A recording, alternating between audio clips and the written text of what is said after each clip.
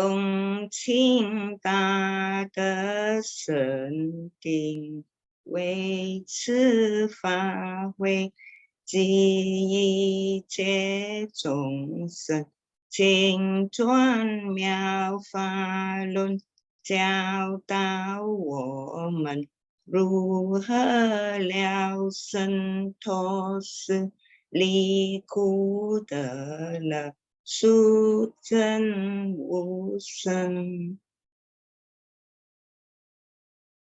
Will the Sangha with great virtue, out of compassion, for the sake of this assembly and all living beings, please turn the wonderful Dharma wheel to teach us how to leave suffering and attain bliss and end birth and death and quickly realize non-birth. Namo tassa bhagavato arahato samma sambuddhassa. Homage to the blessed, noble, and perfectly enlightened one. Namo sadanto suchetoye alahati sanmiao sanputo che. 无上甚深微妙法，百千万劫难遭遇。我今见闻得受持，愿解如来真实义。Supreme and wondrous Dharma, subtle and profound, rarely is encountered, even in a billion eons. But now we see and hear it, and accept it reverently. May we truly understand the Buddha's actual meaning.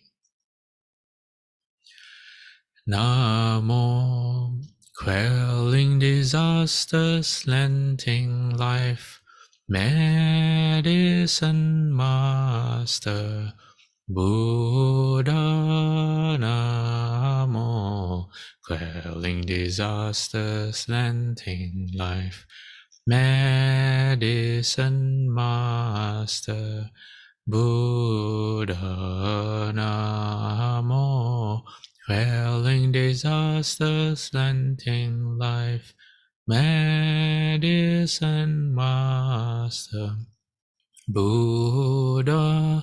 Namo, quelling disasters, lengthening life, medicine master, Buddha. Namo, quelling disasters, lengthening life, medicine master, Buddha. Namo, quelling disasters, lengthening life, medicine master, Buddha. Namo, quelling disasters, lengthening life, medicine master, Buddha. Medicine master does come one, medicine master does come one, medicine master does come one, medicine master does come one. Buddhas, Bodhisattvas, Venerable Master, and all good knowing advisors, welcome back. This is lecture number 115. While I'm getting today's slides ready, does anyone have any questions? If you do, unmute your mic or type it in the chat box. What we're doing today is we're continuing from last week. So last week we look at, we're still exploring how to be mindful of the Buddha as a meditative exercise, because it's a, it's a proper form of meditation, recollection of the Buddha. And for our purposes, when we are looking at developing loving kindness for ourselves, we first begin with all the good things that we have done for ourselves. We start to recognize, take note, make a list of all the virtues, that all of our good roots, all of our blessings and things that we should be grateful for. And one of them is has to do with having the Buddha as our teacher. But for that to be meaningful, we have to understand who the Buddha is or what the Buddha represents. And part of that is what the Buddha wants for us. And so today, what I have to share for you, to share with you, is from the Lotus Sutra. I'm not sure how many people are familiar with the Lotus Sutra. The Lotus Sutra is known as, let me see, I think it's the king of sutras. It's like, yeah, it's the king of sutras because the Buddha reveals his true intention in the Lotus Sutra. Whereas the Buddha doesn't do that in all the other sutras. And the theme of the Lotus Sutra is known as skillful means. So skillful means, all right, is very easy to overlook. Okay, it's the Buddha teaching to the capacity of living beings. The Buddha using all different kinds of ways to teach living beings. But there's actually more than that. And today, hopefully we have enough time. If I stop talking and we go to the slides, we'll find out. Okay? All right. So Saha says, yes, it's the highest sutra. Yes, it is, because in this sutra, yeah, the Buddha reveals his true reason for coming to Jambudvipa. Okay, so we're not starting off at the beginning of the sutra. This is from the second chapter of the Lotus Sutra, where Venerable Shariputra tells the Buddha, says, "World-honored one, for what reason have you earnestly praised the Buddha's foremost skillful means, the exceptionally profound, subtle, and wonderful Dharma that is difficult to understand? In the past, I have never heard the Buddha speak in such a way. Those of the fourfold assembly now have doubts. I sincerely hope that the world-honored one will expound on this subject. Why has the world-honored one earnestly praised the exceptionally profound, subtle, and wonderful Dharma that is difficult to understand?" Okay? All right. At that time, the Buddha said to Shariputra, he said, "Enough, enough. I will say no more. If I were to speak of this matter, the gods, humans, and asuras throughout the world would be alarmed and doubtful. Those bhikshus of overbearing pride would fall into a great chasm." Thereupon, the world-honored one said to Sariputra, "Since you have earnestly requested 3 times, how can I not explain it? So now listen attentively and think it over carefully. I will explain it to you at length." So in between, there's some lines which I deleted. The Buddha discouraged Shariputra because the Buddha said it's not the right time. But Shariputra asked 3 times. So if you ever been to a monastery and there's an actual request for the Dharma before the lecture starts, kind of like we did just now, but not virtual, what happens is you walk around, circumambulate the Buddha 3 times, and you kneel in front of the Buddha.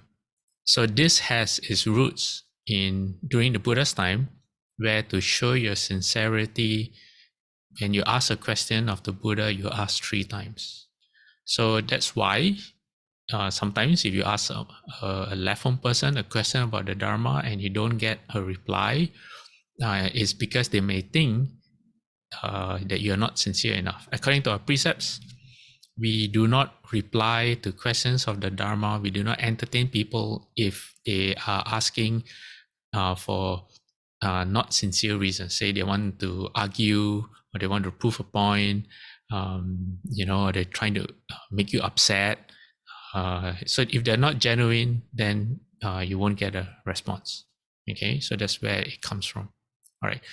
As he said these words, the Buddha, 5,000 bhikshus, bhikshunis, upasakas, and upasikas in the assembly rose from their seats, made obeisance to the Buddha, and withdrew. What was the reason? Their unwholesome roots were deep and weighty. Furthermore, they displayed overbearing pride, claiming to have attained what they had not yet attained and to have realized what they had not yet realized. With faults such as this, they could not stay. The world-honored one remained silent, making no attempt to stop them. Okay, so what does this mean? Well, sometimes when maybe not you, but perhaps someone you know there's a sutra lecture going on a particular sutra. I know because I have had the same this thought before. Okay, so maybe I'm speaking just for myself. And then I tell myself, oh, I already read the sutra. I know that sutra already, so I don't need to go to the lecture. So, or they talk about skill, like Sariputra. Remember Sariputra asking the Buddha about skillful means? Oh, I know all about skillful means. This is what skillful means. So I don't need to listen to the Buddha anymore. So I have better things to do. I have laundry to do. I take a nap. I want to go meditate. I don't need to listen to this Dharma because I already know this Dharma. So that's why they got up and left. They didn't feel as if they were going to miss anything. Okay. So this is like in the Sixth Petrak Sutra. A monk came to visit the Sixth Petrak. And when he bowed to the Sixth Petrak, he wasn't very respectful. So the Sixth Petrak said, how come when you bow, your head doesn't even touch the floor? It not be literally his head did not touch the floor, but it's a way of saying you're not respectful. And he said, oh, I've already recited the Lotus Sutra 3,000 times. That's my practice. And if you try to recite the Lotus Sutra, I think in Chinese, which is a lot quicker than English, just to recite once can take maybe at least half a day. Yeah, I'm not sure, but at least half a day, one day. It's not easy. So for him to have recited 3,000 times, it filled him with a lot of pride. Yeah, so he thought it was very great. Yeah, that's attachment to the practice, to the form. So then the Buddha said to Shariputra, my assembly has now been cleared of its branches and leaves, leaving behind only those true and steadfast in their faith. In some translations, the Buddha said, the useless twigs have been like swept away. Yeah, the Buddha calls them useless. Shariputra, it is excellent that those of overbearing pride have withdrawn. You should now listen carefully as I will lecture to you. A wonderful Dharma such as this is taught only occasionally by the Buddhas, Tathagatas, just as the Udumbara flower appears but once in a great while. Shariputra, you should all have faith in what the Buddhas say, for their words are true. Shariputra, all the Buddhas teach the Dharma in accord with what is appropriate, and its meaning is difficult to understand. What is the reason? I explain all Dharmas by means of countless skillful means, various causes and conditions, parables and expressions. These dharmas cannot be understood through deliberation or analysis. Only the Buddhas can understand them. Why is this? All the Buddhas, the world-honored ones, appear in the world solely for the one great matter. Shariputra, what is meant by all Buddhas, world-honored ones, appear in the world solely for the sake of the one great matter? Okay, before we go there, I have different slides. We'll take a short detour. First, what does the Buddha mean? He says, these dharmas cannot be understood through deliberation or analysis. Okay, there's a famous passage.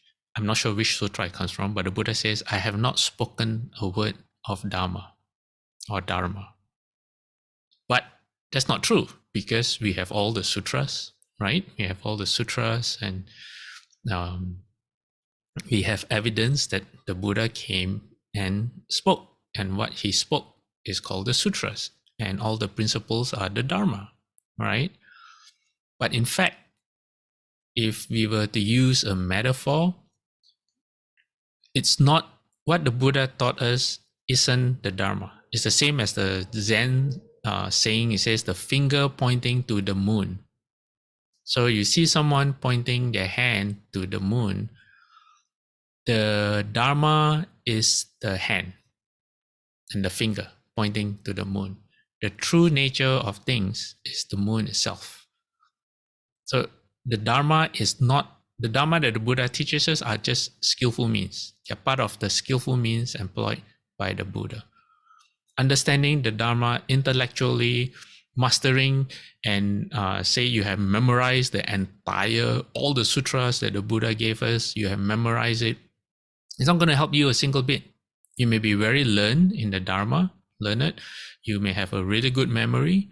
You may answer any questions that anyone may have about what the Buddha said, but it's not going to help you a single bit in ending birth and death if you don't translate that into a transformation of yourself.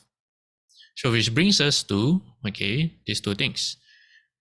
What is true and actual? Okay, true and actual meaning. So what is true and actual? Well, Shofu in our publication called The Treasure Trove, he said, what is true? The meaning of what is truly real is severed from words. The true and actual meaning is beyond words.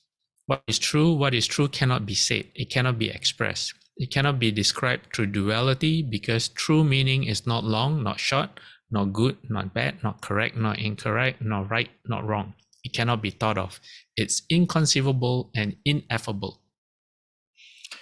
So basically, what is true, or what the Dharma as the finger is pointing to, cannot be put into words. So imagine and say you go on vacation and you see a very nice new things and you take photographs, or say maybe not photographs, let's say paintings. You start painting, okay? You try to paint to capture what you're seeing. You capture the sunset, you capture the sights, the sea, and then you come back and you show everyone your paintings. But the paintings are not a substitute for the real thing.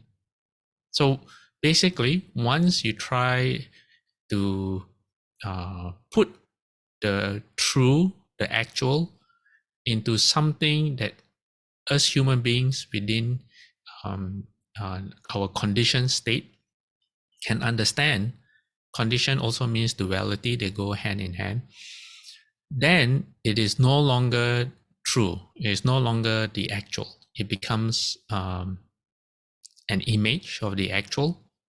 Yeah. So, but we need the image to arrive at the actual, not through understanding or discursive thought or imagination, but through practice. Okay. That's why in the heart of Prajna Paramita Sutra, if you look at your screen, it says, therefore in emptiness, there is no form, feeling, connection, formation, or consciousness. What are those? Those are known as the five skandhas. The five skandhas make up our body and our mind, okay, and also the physical world around us. So it makes up the physical world, including our physical body, which are the eyes, ears, nose, tongue, body, and mind, okay, and the corresponding sense objects of our senses, which are sight, sound, smell, taste, objects of touch, and dharmas, okay. And then when the two combine, they become the six consciousnesses, and including our mind. This passage that you see in front of you, in emptiness, there's no form, feeling, connection, formation, or consciousness, means when they talk about true wisdom, okay, the true and actual meaning, when they talk about emptiness, it lies beyond our ability to understand. Okay, it lies beyond language, it lies beyond imagination, it lies beyond sophistry, which is how you use language skillfully or unskillfully. It lies beyond anything that we can conceive of our reality. It lies beyond our grasp of reality, even beyond our imagination. That's what it means. So that's the true and actual. So for the Buddha, trying to help us, it's like, a good way to describe it is like when you're dreaming. When you're dreaming, everything is distorted. You think everything is real. You think your eyes, ears, nose, tongue, body, and mind are real. You think the people you meet are real. You don't know it's all mind-made only. And for someone to try to wake you up, they come to your dream and say, oh, everything that you're dreaming about is not real. But it's very hard for you to accept that, because in your dream, that's your reality. I hope I'm making sense. Okay. So anyway, when you finally break through the skandhas, okay, you break through, your reality breaks down, and you go into emptiness. That's why it says there's no old age and death or ending of old age and death. No suffering, no accumulating. Accumulating means of karma, no extinction, no way, no understanding, and no attaining. All this just means that it's a how you say, it's a different form of existence that you have no way of grasping right now. And all these categories of understanding are no longer valid. Okay? Any questions? Or you don't know what question to ask? Okay, think about it. Okay. All right, let's get back to the Lotus Sutra.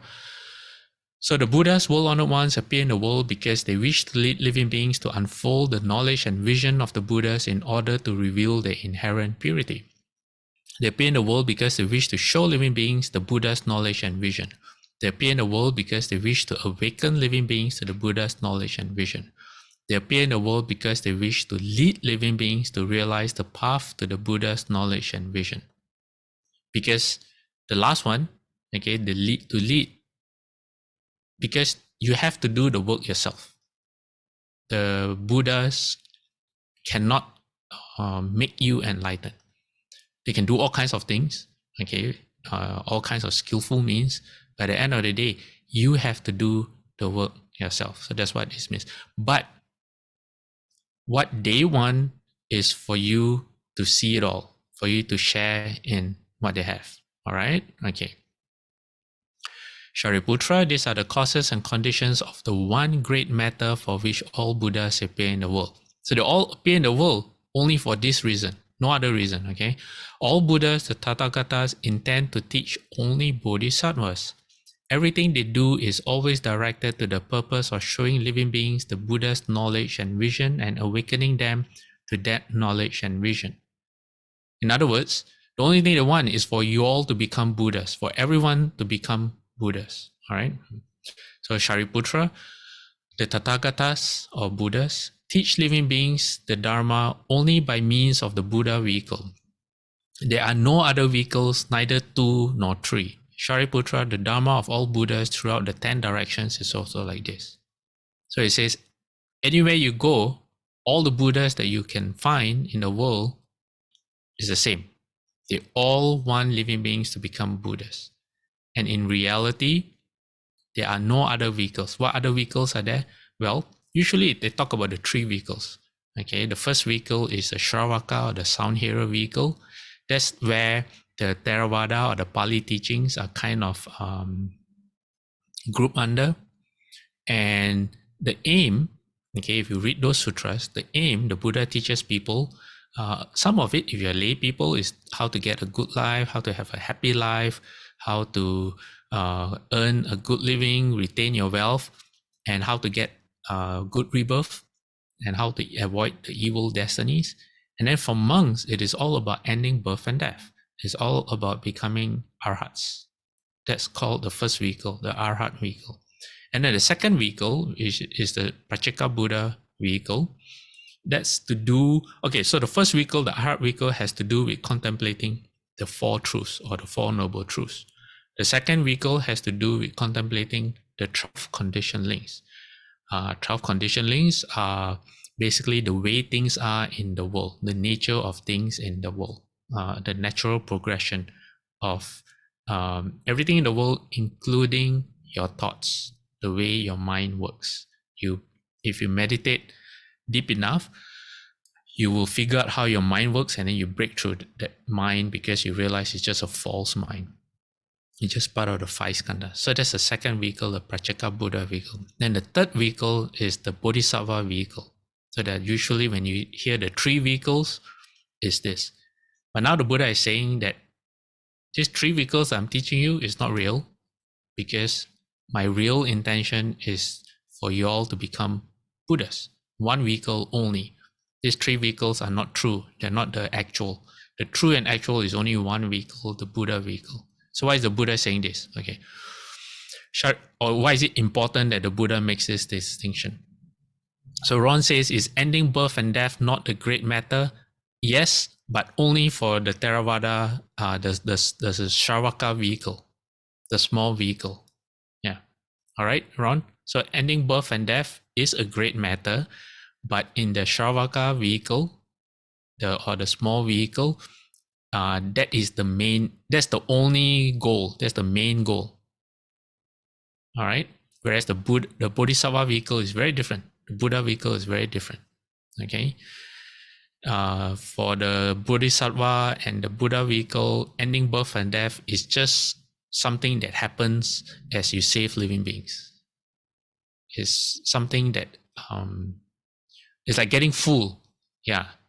You know, when you feed yourself and you feed other people, you get full as a matter of course. Whereas the small vehicle, the main objective is just to get full, something like that. That's a very bad example, but something like that. Yeah, sorry. Okay, coming back to the text. Shariputra, the Buddhas of the past, by means of countless innumerable skillful means, various causes and conditions, parables and expressions, have expounded the Dharma to living beings. These Dharmas were thought to prepare them for the Buddha vehicle.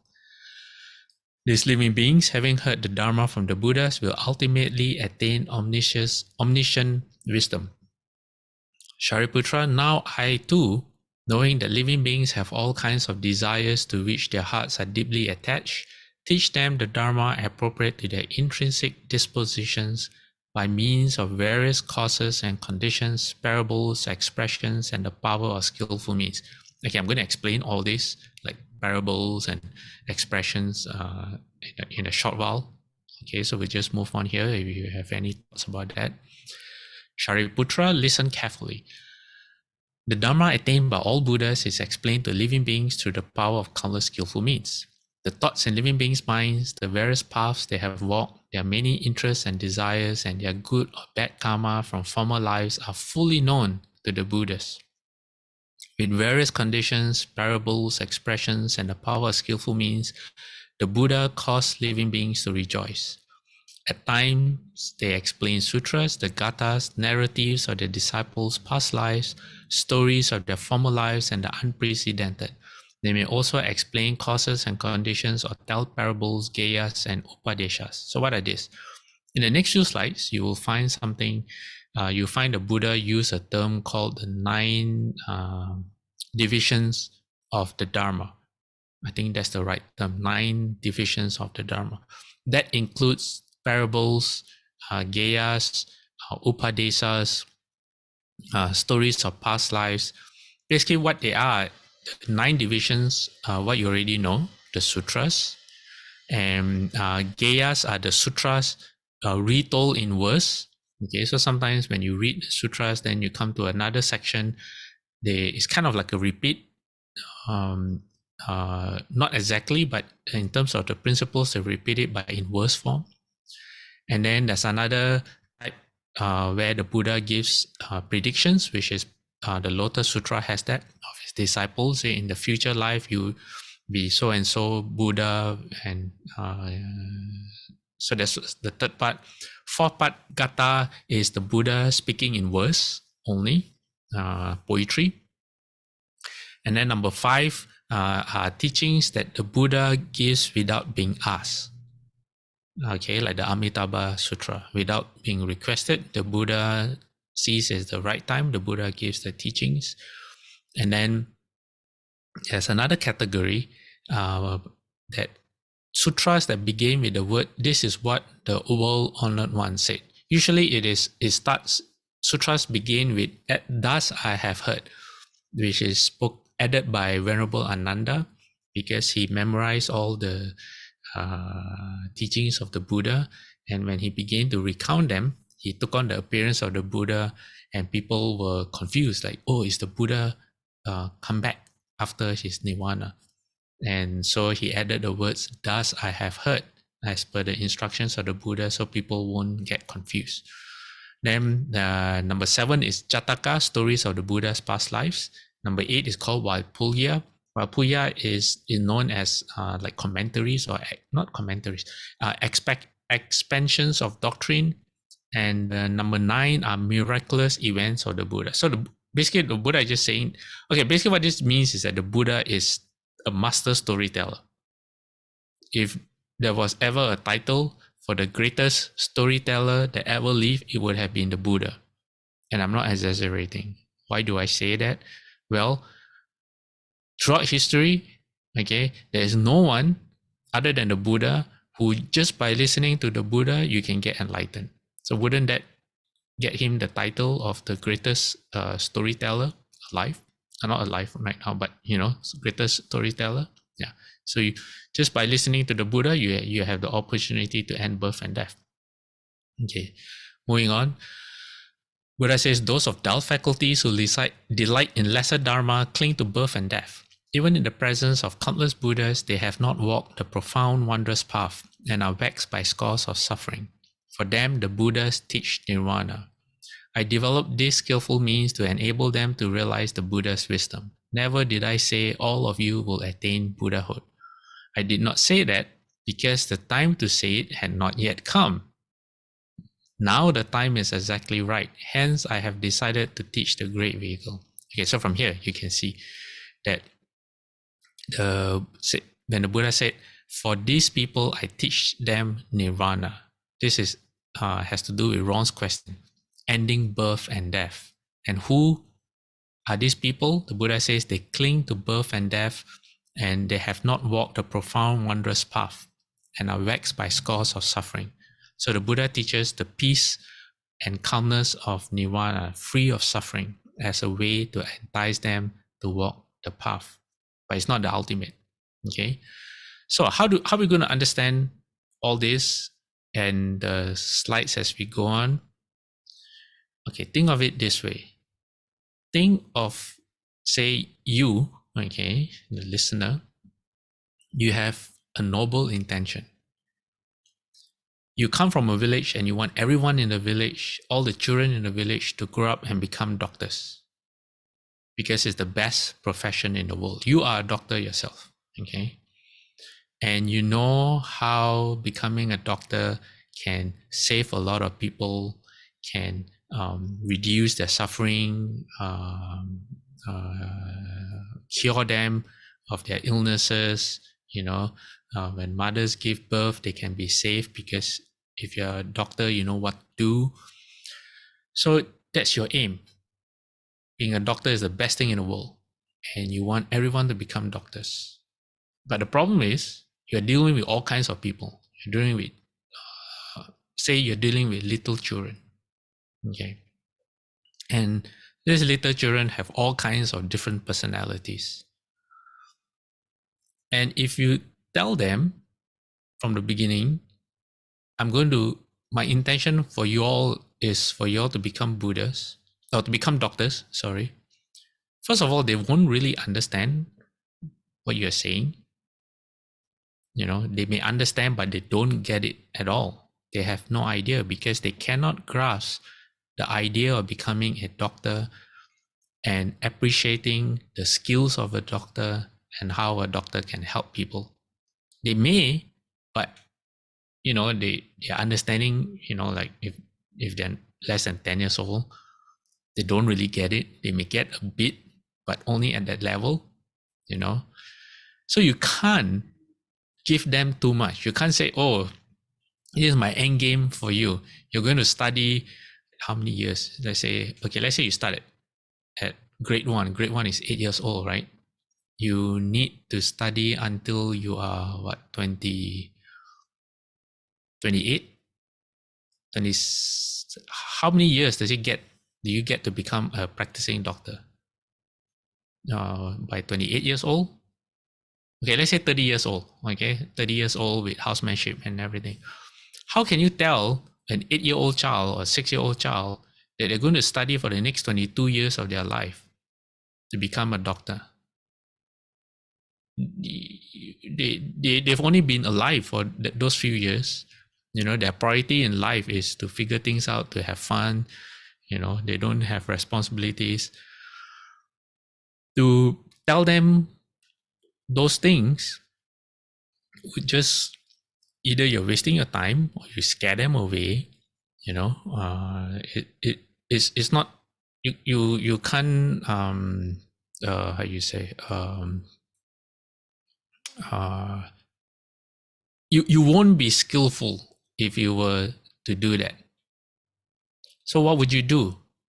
Well, if you have a classroom full of students at that age, you will lay a foundation for them, but with a future in mind that in 20, 30 years, they will become doctors. And now you prepare them without even them knowing it, because that's what skillful means is. It's only skillful or expedient if the person that's getting it doesn't know. Once you know, the secret is out. It's no longer expedient. So one example would be, say, like if you have a classroom full of children or your own children and you want them to learn about animals, you might give them a textbook about animals, but you have a better idea. You bring them to the zoo, or you bring them to a show or something, or you show them documentaries instead. Something that allows them to learn without them having to study, if that makes sense. Or they don't even know they are learning, but just through the whole process, they get interested in animals and they pick up all the facts that they can according to their capabilities and abilities. And you don't have to force it on them at all. So that's what it means to use skillful means. Okay. So the Buddha is revealing that all these things that he's been teaching us all this while is not the end result that he intends for living beings. It says every single Buddha, their only aim is to lead everyone to Buddhahood. Okay, so think about that as we go along. All right, okay. So Sa says you could never tell everyone has their own destiny. What if you give them the skillful but still choose not to follow the path? Well, that's why it's really hard to become a Buddha or a Bodhisattva, because people do not choose what's best for them. That's why the Buddha says those who delight in lesser Dharma cling to birth and death. But once you become a Buddha, like in our earlier slides, the Buddha says they know every single thought, every single inclination, habit, disposition, every single karmic seed that you have planted. So they have a secret weapon. They know you better than you know yourself. Okay, so that's why they can employ skillful means. They know how, they don't have to experiment. They know exactly what to do. Okay, and there's another dimension to your question, Saha, which will become obvious in the later slides. So I'm not going to answer now, but when we get there, I will. All right, okay. So the Buddha says the 9 divisions of my Dharma, okay, there you go, the 9 divisions, are explained in accordance with living beings. To lead them into the great vehicle, I will teach this sutra. For the Buddha's disciples who are pure in heart, who are compliant and have keen faculties, who under countless Buddhas have walked the deep and wondrous path, I teach this sutra of the great vehicle. I predict that such people in the future will realize Buddhahood. Because of their sincere mindfulness of the Buddha and their upholding of the pure precepts, hearing about the ensuing attainment of Buddhahood, their entire being will be suffused with great joy.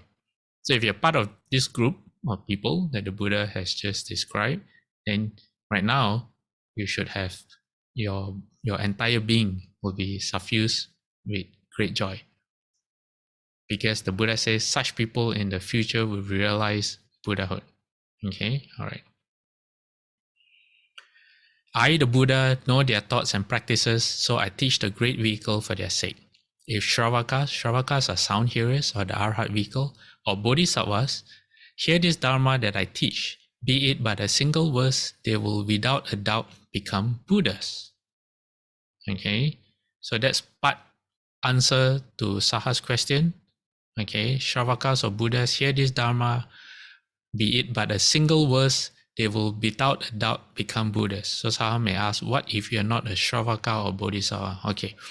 In the Buddha lands, throughout the 10 directions, there is only the Dharma of the one vehicle. There are neither 2 nor 3 vehicles, except when taught by the Buddhas as expedients. So they're not the end. They're just an end, the means to an end. Okay, they're not the end itself. Existing as provisional appellations, they are used to guide living beings.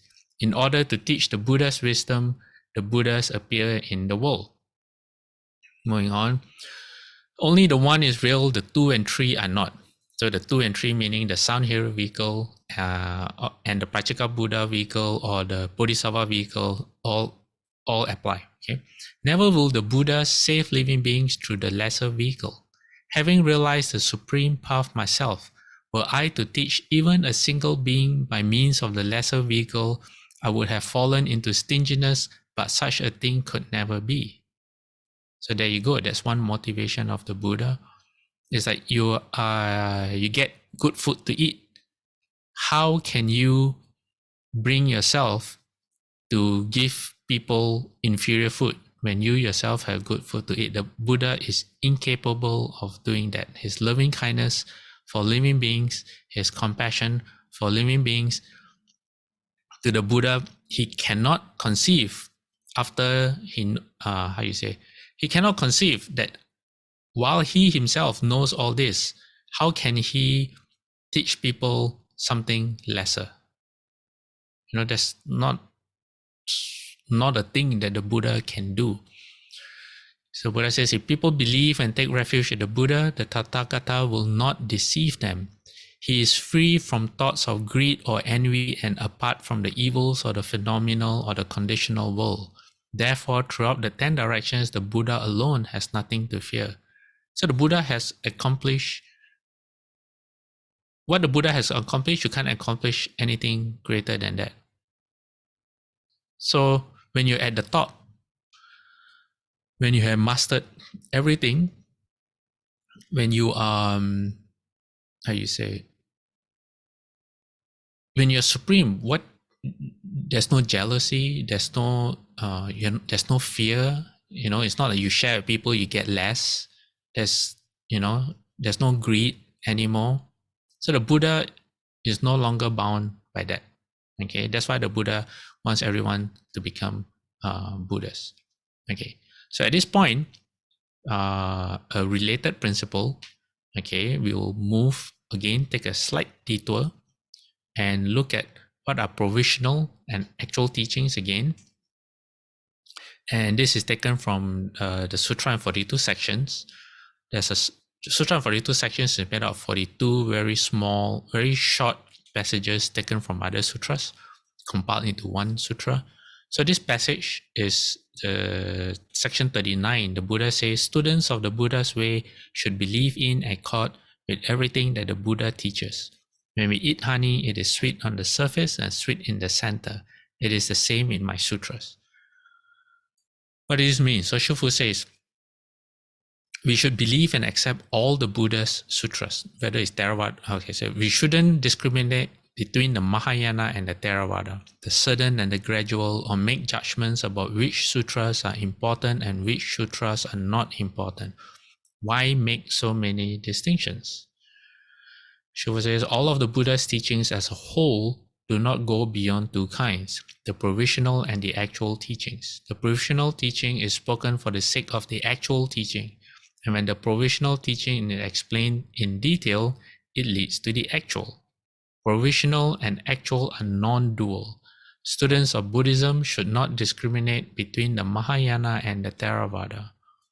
Once I said to some bhikshus from Thailand, in the Buddha Dharma, there were originally no discriminations between Mahayana and Theravada. So when the Buddha taught, he just taught to different people. He didn't say in the future, you should split up my sutras into this canon and that canon, and then get emotionally attached to whichever you choose, and then say the other one is not good, only yours is better. The Buddha never taught that. All these divisions came from people. Maybe sometimes the divisions come about in the beginning as an aid to help people understand. So like they say, okay, we can classify the sutras into these various categories. It's not meant to divide them up and for people to get attached, but it's a way to understand, okay, if I want to understand this kind of teachings, there are these categories of sutras, classifications and all that. And over time, people kind of forgot why they were there, and then they start getting attached. Okay, so Ron has a question. Say, if the Buddha's true words cannot be expressed in words, then for beginners who never hear from a knowing advisor, Then those beginners who read sutras are deluded in understanding the true Dharma. Is this correct? It depends. Yes and no. Yeah, it's very hard to say.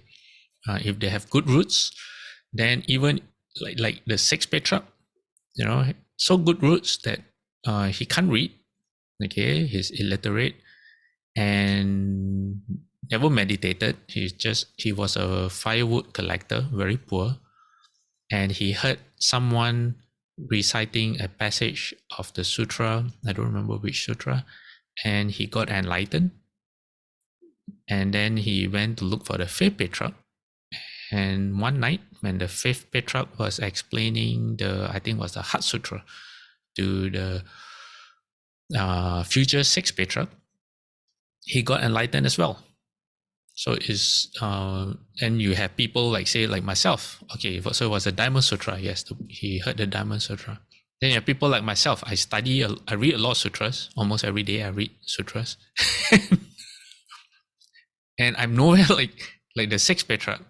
I listen to lectures, but doesn't seem to, there's no magic happening, so different people, different, Ron. Okay, all right. So all right, so Shufu says it's just that certain disciples who were attached and who didn't generally want to study the Buddha Dharma straight from it made distinctions between great and small and became unfilial disciples of the Buddha. That is the principle discussed in this section.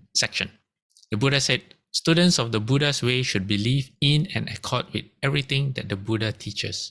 Those of us who study the way of the Buddha should believe in all the Buddha sutras and teachings. We shouldn't make any discriminations among them. When we eat honey, it is sweet on the surface and sweet in the center. Another way to understand the honey analogy is that it is consistent. The Buddha's teachings are consistent. And that consistency is revealed in the Lotus Sutra, where the Buddha says, everything I've taught you are just expedience. In the end, my ultimate aim for you is I want all of you to become Buddhas. All right? Okay. Then moving on, it says, it is the same in my sutras. Shufu says it's like eating, he's quoting the Buddha. He says like eating honey. Honey is sweet on the surface and also in the center. And the sutras spoken by the Buddha are also like that. All of them establish the provisional for the sake of the actual and open the provisional to reveal the actual in order to teach and transform sentient beings so that all alike can realize the Buddha way. They all follow this principle. So you will find in the sutras, there's this phrase that's quite common. It says, these teachings are good in the beginning, good in the middle, and good in the end. Meaningful and well phrased, describing a spiritual practice that's entirely full and pure. There are various ways to understand this passage, which I'm not going to go into, but if you have questions, you can ask me.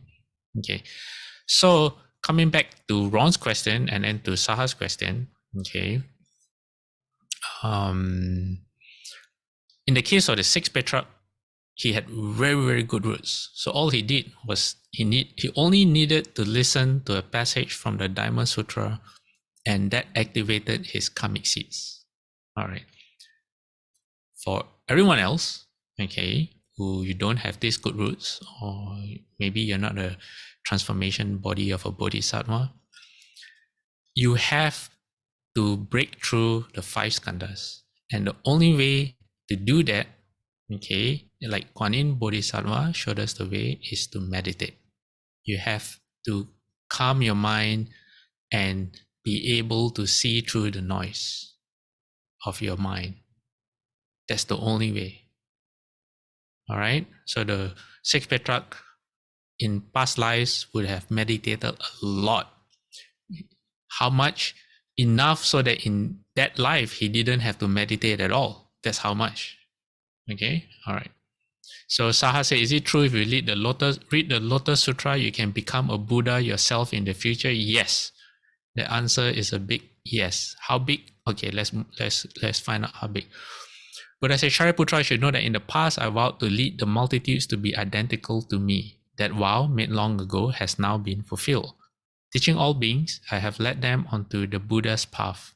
If I were to teach only the Buddha's path to every living being I meet, Those lacking wisdom will be confused. This is the same as telling an 8-year-old child that you're going to school so you can become a doctor. And the boy said, no, I'm going to school because I'm forced to, not because I want to be a doctor or I want to play with my friends. So Buddha says in their perplexity, they would reject the teaching. I know that those living beings who have never cultivated good roots, who cling firmly to the 5 desires, become affected by delusion and passion. Okay, so why is the Buddha careful not to reveal his true intention? Because if living beings reject the teachings, what will happen? Then they embrace the unskillful teachings instead. And what happens when you embrace unskillful teachings? You don't follow the 5 precepts, for example, and then you just create a lot of unwholesome karma for yourself, such as Buddha says, because of all their desires, they fall into the 3 lower realms, which is the hell realm, the realm of hungry ghosts, and the animal realm. Revolving on the wheel of the 6 destinies, they experience abject suffering. They assume futile forms. Life after life, they continue to grow. With scant virtue and few blessings, they are beset by scores of suffering. So this is what happens when the time is not right for them and you go and force teachings onto them. They just reject. So that's why Buddhism is a religion where the monks and nuns don't preach. We don't go and try to convert people. In fact, even if you request the Dharma, like I said, it has to be genuine. We have to feel that you really want to learn, and you have to ask 3 times before the Dharma is spoken. So we are not zealous in trying to make people Buddhist, because if the time is not right, then what you do is you drive people away. You don't have expedient means, and anyone who's ever been approached by someone else who's trying to force their religion on you will understand what I mean. Entering the dense forest of wrong views of existence, non-existence, and others, 62 of them in all, they take these views as their premises. Deeply attached to non-ultimate practices, they cling to them firmly and cannot let go. Okay, what views are these? These are the views that all of us have. We cannot help it because of our conditioned mind, our conditioned nature. We have no idea about what it means to end birth and death. We take the 5 skandhas, which is our body and our mind and our thoughts, to be us. Why? Because we have no other frame of reference. We know nothing else. From the moment we are born, that's all we have until the day we die. So we can't help but assume the 5 skandhas to be us. It's natural. It doesn't mean it's right, but for us, it's very natural. So you have all kinds of, if you study philosophy, you have all kinds of people who speculate on what is the nature of life. Is it consciousness only? Is it body only? What happens after we die? What happens, in between? People talk about fatalism, which is karma is fixed. People talk about eternalism, which is after you die, there's a soul that carries on. All kinds of speculations about the nature of life. And if you want to know all this, there's a sutra called the Brahma Jala Sutta, or the Brahmanet Sutra.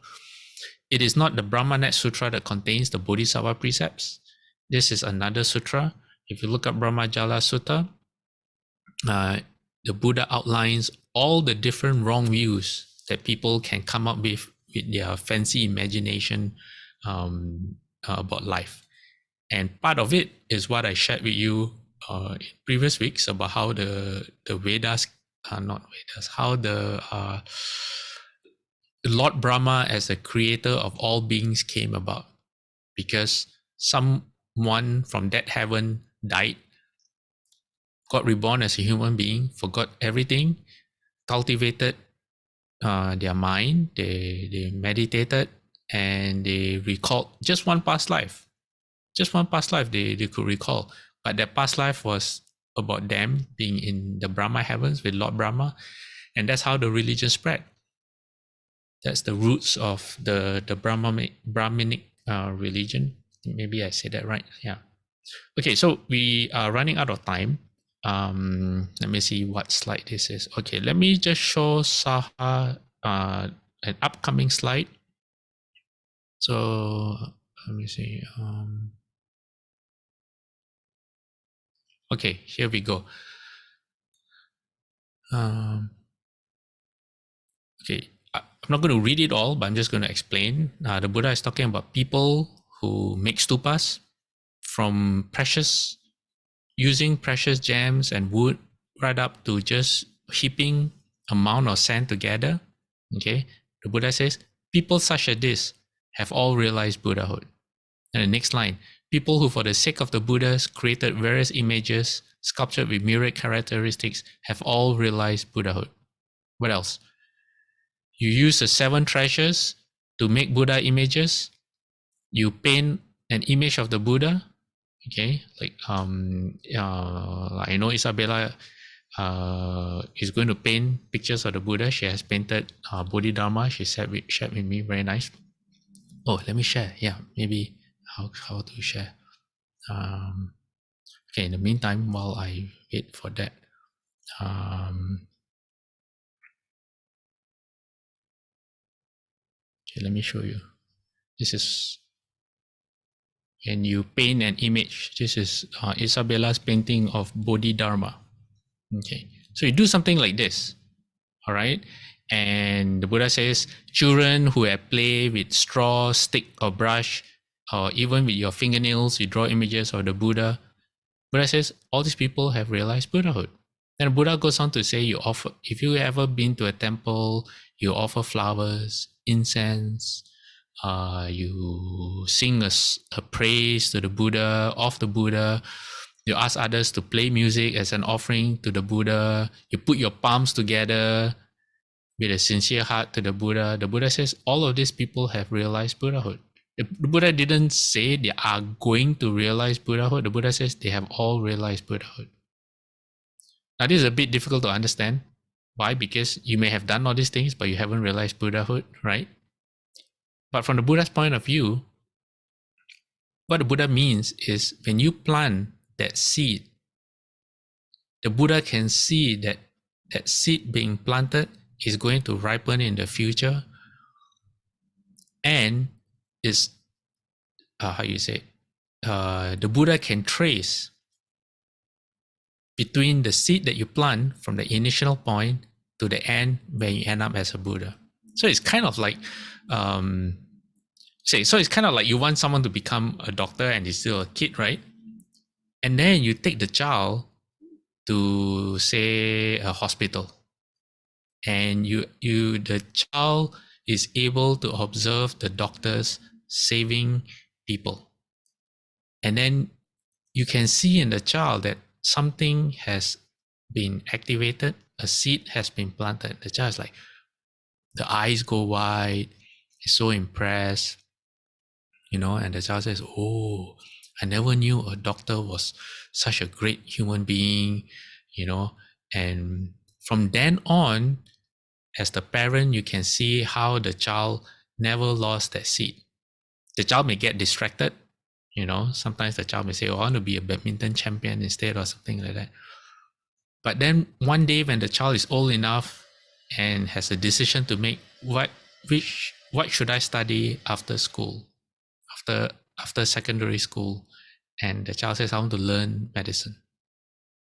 And you as a parent can trace it back to that first day when you brought your child to the hospital, and you can make that trace. So from the Buddha's point of view, there's no difference between the cause and the effect. In fact, in certain shastras, they explain it as it happens at the same time. Because once you achieve Buddhahood, everything that happens in the middle is inconsequential. It doesn't make any difference. The cause and the effect happen at the same time. Yeah, it's a bit esoteric, which is why I'm not able to explain it well. I used to thought I understand, but obviously I don't, because if I really understood, I would be able to explain it convincingly, but I'm not convinced myself. Maybe next week. Yeah, maybe next week I can do a better job. But you can use kind of like your imagination, to try to figure out what I mean, Yeah. So that's why the Buddha says they have all realized Buddhahood. Because when you plant those kind of seeds, it will evolve. It will lead to other things. And how you say, it will end up with you becoming a Buddha. All right, Saha? So reading the Lotus Sutra, yes, definitely. You will become a Buddha in the future. But what you do in between, is going to determine how fast or slow you become a Buddha. All right? It's not magic. Okay? All this is not magic. It's still based on cause and effect. So why the Buddha hasn't revealed this to people is because there's a danger of them taking it as magic. So, I already put my palms together to the Buddha, and that's it. I don't have to practice anymore. I'm going to become a Buddha. No, it doesn't work that way. Okay, you still have to walk the path. But you are doing the right things as you're walking the path already. All right. Okay, it's time. Actually, it's more than time. So let me end this slideshow. Any questions? Anyone?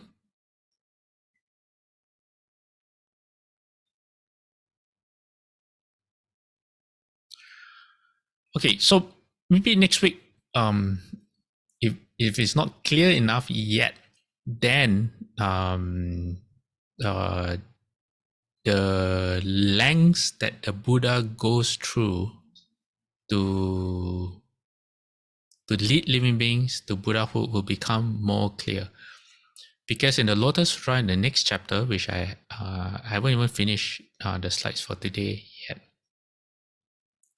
the Buddha's disciples, I think it was Marable Mahakashyapa, I'm not sure. We'll find out next week. They actually realize how patient the Buddha has been with them. They realize that the Buddha has never forced any of them because they were not ready. They were arhats, okay, and they were future arhats, and they met the Buddha, but the Buddha never at any time imposed on them the Buddha's intention for them to become Buddhas. The Buddha just taught them in line with their what they thought was what they wanted, which is to end birth and death. The Buddha never gave them any pressure more than what they could have handled. So after they became arhats, and then when the Buddha spoke this sutra, then they realized, given the Buddha's true intention, how patient and kind has the Buddha been with us all this while. The Buddha just wait and wait and wait for us to get ready from one step to the next step to the next step. So from school, you go to middle school, then you go to high school. And with every progression, the next step becomes easier and more natural and easier and more natural until you graduate college, and then you go to medical school. Like, it's the natural thing to do, without realizing that the Buddha has been there using expedient means all the time to help you get to that spot. But you think that you've done it on your own. That's the true nature. That's the wonderful nature of expedient means. You don't realize that you've been helped and guided until it's revealed to you. Yeah. So that's the true wonderfulness of expedient means by the Buddhas. They help you behind the scenes. They don't need to know that you are being helped, that they are helping you. They don't care whether you know or not. Yeah, better you don't. Better you think that you are achieving it on your own. Okay, so that's expedient means. That's why it's so wonderful. All right. Okay, so dedication of merit.